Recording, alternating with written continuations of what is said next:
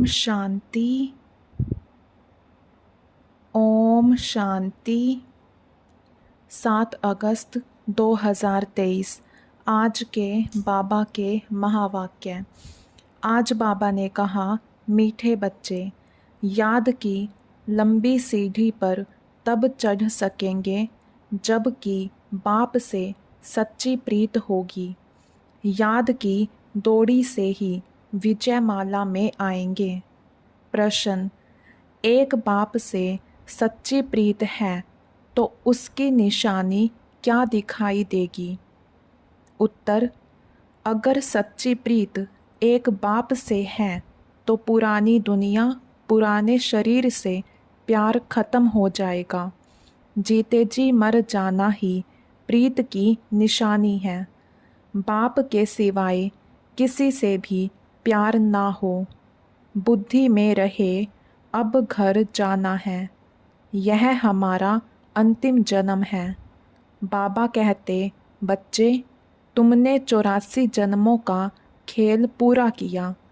अब सब कुछ भूल मुझे याद करो तो मैं तुम्हें साथ ले जाऊंगा। गीत बनवारी रे। ओम शांति। मीठे मीठे सिकिलधे बच्चों ने यह गीत सुना कि यह है झूठी दुनिया। झूठ खंड भारत के लिए कहा जाता है। हरेक को अपने अपने बर्थ प्लेस का ख्याल रहता है। अभी बच्चे कहते हैं, हमारा इस झूठ खंड से कोई ताल्लुक नहीं, क्योंकि इसमें तो बहुत दुख है। अभी तो सुख का नाम निशान नहीं है। झूठ खंड की आयु अब बहुत थोड़ी रही है। यह अंतिम जन्म है। इसको झूठ खंड मृत्युलोक कहा जाता है। वह है अमरलोक। मृत्युलोक में काल खा जाता है। फिर पुनर्जन्म झूठी दुनिया में ही लेते हैं। बच्चे जानते हैं कि अब हमने 84 जन्म पूरे किए। अब हमारा इस दुनिया से कोई वास्ता नहीं। बाबा आए हैं लेने लिए, तो इस पुरानी दुनिया से हमारा कोई ताल्लुक नहीं। तुम्हारी बाप से प्रीत जुटी है तो वर्षा भी तुमको मिलता है। बाकी यादव कौरवों की है विपरीत बुद्धि, अर्थात बाप को जानते ही नहीं। अभी तुम बच्चों की एक बाप के साथ ही प्रीत बुद्धि है। बाप कहते हैं कि गृहस्थ व्यवहार में भल रहो, बाप को याद करो। अभी सब एक्टर्स का पार्ट पूरा होता है। सबके शरीर छूटने हैं। सबको वापस घर ले जाना है। मनुष्य मरना नहीं चाहते हैं। तुम तो जीते जी मर चुके हो। इस दुनिया में कोई से प्यार नहीं, इस शरीर से भी प्यार नहीं। आत्मा को रोशनी मिली है। हम बाप के बच्चे हैं। हमारे 84 जन्म अब पूरे हुए। अब खेल पूरा हुआ। हम 100 देवता थे, फिर क्षत्रिय, वैश्य, शूद्र बने। अब हम फिर ब्राह्मण बने हैं। यह चक्र पूरा याद रखना है। आत्मा कहती है कि बरोबर पुनर्जन्म लेते लेते अभी यह अंतिम जन्म है। बाप आया है लेने लिए। अनेक बार हमने 84 जन्मों का चक्र लगाया है। सवदर्शन चक्रधारी बने होना। समझाया जाता है कि ऐसे हमने 84 जन्मों का चक्र लगाया है। सभी भारतवासियों के पूरे 84 जन्म नहीं कहेंगे। जो ब्राह्मण बनते हैं वही समझते हैं। 5000 वर्ष पहले भी समझाया था, हे बच्चे, तुम अपने जन्मों को नहीं जानते हो।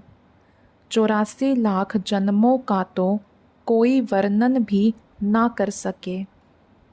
अभी तुमको सभी धर्मों के चक्कर का भी पता पड़ गया है। हिसाब किताब में जो होशियार होंगे वह झट समझ जाएंगे, बरोबर फलाने धर्म को इतने जन्म लेने चाहिए। तुमको भी पूरा निश्चय है कि हमने 84 जन्म पूरे किए। अब बाप वापस लेने लिए आए हैं, जिसके लिए ही यह महाभारी लड़ाई है। उन सब की है विनाश काले विपरीत बुद्धि। विनाश काल है ही कलयुग के अंत और सतयुग आदि के संगम पर।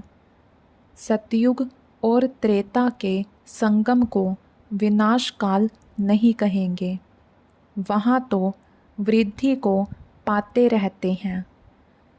अभी सबका विनाश होना है, इसको विनाश काल कहा जाता है। अभी तुम्हारा अंतिम जन्म है। इसके पहले बाप आए तो कह ना सके कि तुम्हारा यह अंतिम जन्म है। जब खेल पूरा होता है तब ही मैं आता हूँ। तुम जानते हो, बरोबर हम आत्माएं 84 जन्म लेती हैं। गाया भी जाता है कि कुमारी वह जो 21 कुल का उद्धार करे। अब वह तो समझते नहीं कि 21 कुल किसको कहा जाता है। भारत में कुमारियों की बहुत मान्यता है, पूजते हैं। जगदम्बा भी कुमारी है ना। कुमारी को फिर जगदम्बा कहना, इसका भी अर्थ चाहिए ना। जगत अम्बा है तो जगत पिता भी चाहिए ना।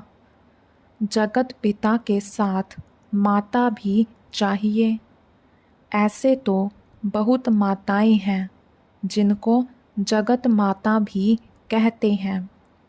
अखबार में भी पढ़ा था, कोई माता को जगत माता लिखा था। अब जगत माना सारी सृष्टि, तो जगत की माँ एक होगी या 10-20 होंगी। रचता बाप एक है तो माता भी एक चाहिए ना। इतनी माताएं सब जगत के मालिक हैं। जगत की माता तो एक है ना, जगत अम्बा। तो अभी तुम बच्चों की प्रीत है एक शिव बाबा से। तुम्हारे में भी नंबरवार पुरुषार्थ अनुसार है जिनकी पूरी प्रीत है। सजनी की एक साजन से, बच्चों की एक बाप से प्रीत होनी चाहिए और सबसे प्रीत तोड़नी पड़े। नष्टो मोहा बनना है, पुरानी दुनिया से मोह नष्ट। जैसे पुराना घर होता है तो बाप नया बनाते हैं। जब नया बन जाता है तो उसमें बैठ पुराने को खलास कर देते हैं।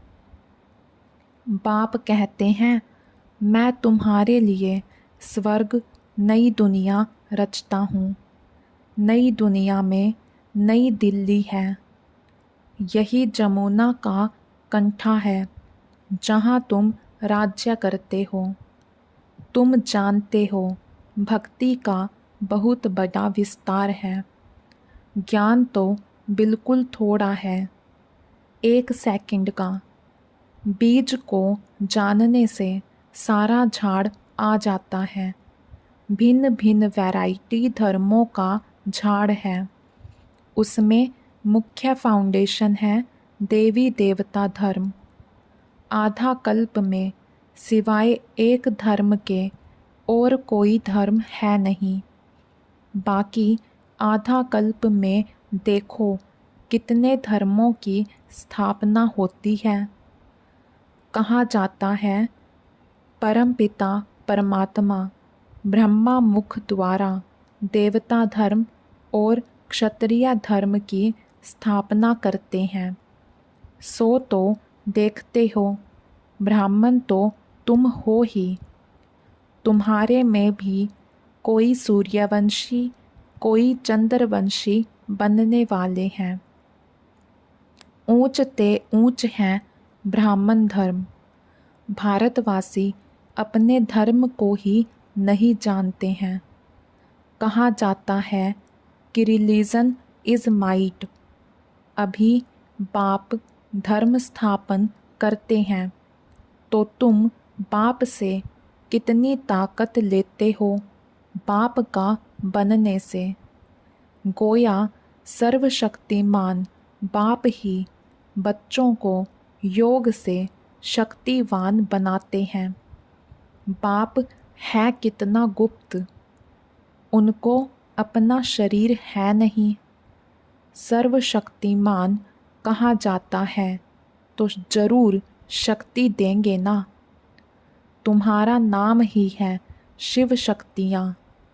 शिव से शक्ति लेने वाली हो, नरक को स्वर्ग बनाती हो।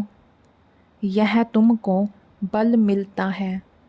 योग बल से तुम रावण पर जीत पाती हो। तो तुम्हारी अब सर्वशक्तिमान बाप से प्रीत है, नंबरवार पुरुषार्थ अनुसार। बहुत विपरीत बुद्धि भी है, क्योंकि याद नहीं करते हैं।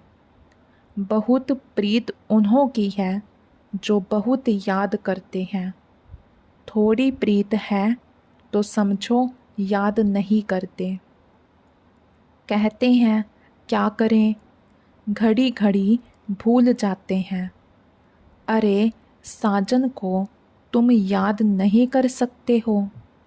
बाप जिससे स्वर्ग का वर्षा मिलता है, ऐसे बाप को याद नहीं कर सकते हो। कारण बताओ। बच्चा कहे बाप को याद नहीं कर सकता हूँ। अरे फिर वर्षा कैसे मिलेगा। जितना बाप को याद करते हो उतनी शक्ति मिलती है। ऐसे नहीं कि शिव बाबा को भी याद करो और साथ साथ काला मुंह भी करते रहो, फिर राज्य भाग्य मिल ना सके। कहते हैं बाबा हम भूल जाते हैं, मुरझा जाते हैं। बाबा कहे अरे तुम ईश्वर की संतान बने हो, तुमको तो बहुत नशा चढ़ना चाहिए। ऐसे बाप को तो निरंतर याद करना चाहिए, प्रीत बुद्धि बनना चाहिए। शिव बाबा से प्रीत नहीं तो ब्रह्मा से भी नहीं होगी। वह ऐसे ही सबसे लड़ते झगड़ते रहेंगे। योग ही नहीं तो वर्षा कैसे ले सकते। गोडली बुलबुल नहीं बन सकते, बुलबुल बनना चाहिए ना। बाबा के पास गोडली बुलबुल है, मैनाए भी हैं, तोते भी हैं, कोई काबर भी है। सबसे लड़ते झगड़ते हैं। कोई फिर कबूतर भी है, वह आवाज़ नहीं कर सकते हैं। बगीचे में भिन्न भिन्न प्रकार के फूल होते हैं। हर एक अपने से पूछे कि मैं कौन सा फूल हूँ। गुलाब का हूँ व रूहे गुलाब हूँ। मैं मम्मा बाबा जैसी सर्विस करता हूँ। क्या हम श्री नारायण को व श्री लक्ष्मी को वर सकता हूँ। ऐसा अपने से पूछना है कि मैं कितना बाप को याद करता हूँ, कितनी सेवा करता हूँ। बाप से तो ज़रूर वर्षा मिलना है। निराकार परमपिता परमात्मा भारत में आए हैं। ज़रूर भारत को स्वर्ग बनाया होगा। ज़रूर शिव बाबा आए तब तो सतयुग बनाएंगे ना। शिव की जयंती मनाते हैं। शिव का भी बर्थ प्लेस है तो श्री कृष्ण का भी बर्थ प्लेस है। कृष्ण की जयंती तो बड़े धूमधाम से मनाते हैं। अभी तो शिव जयंती की छुट्टियां भी नहीं करते। अंधेर नगरी है ना, यहाँ पर है ही प्रजा का प्रजा पर राज्य। होना चाहिए राजा रानी का राज्य। वह तो ड्रामा अनुसार है ही नहीं। तुम जानते हो कि भारत पवित्र राजस्थान हो जाएगा तो उन्हों को भी जगाना है। फिर से दैवी राजस्थान स्थापन होता है। अभी आसुरी राजस्थान हो गया है। पहले भारतवासी पवित्र थे, अभी तो अपवित्र बने हैं। तब तो लोग उन्हों की पूजा करते हैं। अभी तो नो राजस्थान। तुम चिट्ठी लिख सकते हो अथवा अखबार में भी डाल सकते हो कि भारत 5000 वर्ष पहले दैवी राजस्थान था, अभी नहीं है। तुम हो ईश्वरीय बहन भाई। तुम हो बहुत थोड़े। गाया भी जाता है राम गयो रावण गयो। समझना चाहिए कि हम बाकी बहुत थोड़ा समय है। बाप से वर्षा तो लेते रहें, साथ साथ भविष्य का भी ख्याल करो। यह भी धंधा करो। शरीर निर्वाह भी करना है। यह है भविष्य के लिए। इसमें मेहनत कुछ नहीं, बिल्कुल सहज है। सेकंड में जीवन मुक्ति 21 जन्म के लिए मिलती है। बाप को और चक्कर को याद करना है। बाप को याद करने से ही पावन बनेंगे, पतित कोई जा न सके। बहुत सजाएं खानी पड़ेंगी तो विनाश काल अभी है। यादव और कौरव की है विपरीत बुद्धि। पांडवों की प्रीत बुद्धि थी, जिनकी ही विजय हुई। अभी वही समय है। बाप समझाते हैं, सिर्फ यह याद करो कि अब वापिस जाना है। बाकी थोड़ा समय है, नाटक पूरा होता है। गृहस्थ व्यवहार में रहते सिर्फ बाबा को याद करना है। याद की ही लंबी सीढ़ी है। रुद्रमाला बननी है, फिर इनाम मिलेगा। राज्य भाग्य पाना है, उसके लिए विचार सागर मंथन करना है। यह है बुद्धि योग की यात्रा। बाप के पास दौड़ना है। देखना है कि सारे दिन में बाप को कितना याद किया, कितने को कांटों से फूल बनाया। प्रजा नहीं बनाएंगे तो किस पर राज्य करेंगे। इसलिए पहले 8 मुखिया बनते हैं, फिर 108, फिर 16,108 हो जाते हैं। विवेक भी कहता है यह तो ज़रूर है, वृद्धि तो होती रहेगी। राजधानी वृद्धि को पाती रहेगी। अभी भी ढेर लाखों आएंगे। बुद्धि में यह पक्का याद रखो, अभी हमको घर जाना है। इस पुरानी दुनिया में दुख बहुत है। बस एक बाप को याद करते रहो। बड़ी लंबी यात्रा है। पिछाड़ी में आने वाले इतना ऊंच पद पा न सकें। कितनी मेहनत करनी पड़ती है, कर्म भोग कितना चलता है। फिर पिछाड़ी में आने वाले इतनी मेहनत कैसे कर सकते हैं जो विकर्म विनाश हो जाए। जनक भी त्रेता में चला गया, सूर्यवंशी राजा बन ना सका। राजा था, सरेंडर भी हुआ, परंतु टू लेट। आया तो चंद्रवंशी में चला गया। इन बातों को ब्राह्मण ही समझ सकते हैं, शूद्र समझ ना सके। हाँ, कईयों को प्योरिटी अच्छी लगती है, परंतु प्योरिटी में रहकर भी दिखाए ना। सन्यासियों के फॉलोवर्स कहलाते हैं, खुद तो पवित्र बनते नहीं तो फॉलोवर्स कैसे हुए। यह भी झूठ हुआ ना। कोई भी सत्संग में एम ऑब्जेक्ट होती नहीं। कितने ढेर सत्संग हैं। यह तो बाप ही आकर मनुष्य से देवता बनाते हैं। विश्व का मालिक तुम बनते हो, एक शिव बाबा की याद से। बाप को याद ही नहीं करेंगे तो वर्षा कैसे मिलेगा। यह तो तुम्हारा काम है, पुरुषार्थ कर निरंतर याद करना। निरंतर याद रहे, वह अवस्था अंत में होगी, अभी नहीं है। पिछाड़ी में 8 ही विन करते हैं।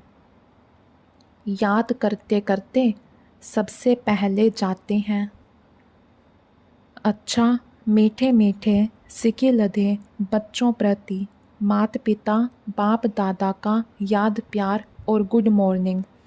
रूहानी बाप की रूहानी बच्चों को नमस्ते। धारणा के लिए मुख्य सार। विनाश काल का समय है, इसलिए देहधारियों से प्रीत तोड़ एक बाप से सच्ची प्रीत रखनी है। इस पुराने घर से मोह नष्ट कर देना है। ज्ञान की बुलबुल बन आप समान कांटों को फूल बनाने की सेवा करनी है। याद की दौड़ लगानी है। वरदान। सर्व योग्यताओं द्वारा स्वयं को वैल्यूबल बनाने वाले बेफिक्र बादशाह भव। बाप स्वयं बच्चों को ऑफर करते हैं, बच्चे योग्य राइट हैंड बनो, योग्य सेवाधारी बनो। जो योग्य होता है वह बेफिक्र बादशाह होता है। चाहे स्थूल योग्यता, चाहे ज्ञान की योग्यता मनुष्य को वैल्यूबल बनाती है। योग्यता नहीं तो वैल्यू नहीं रहती। रूहानी सेवा की योग्यता सबसे बड़ी है। ऐसी योग्य आत्मा को कोई भी बात रोक नहीं सकती। योग्य बनना माना मेरा तो एक बाबा बस, और कोई बात बुद्धि में ना हो। स्लोगन। एक रस स्थिति का अनुभव करना है तो एक बाप द्वारा सर्व रसों को अनुभूति करो। अच्छा, ओम शांति।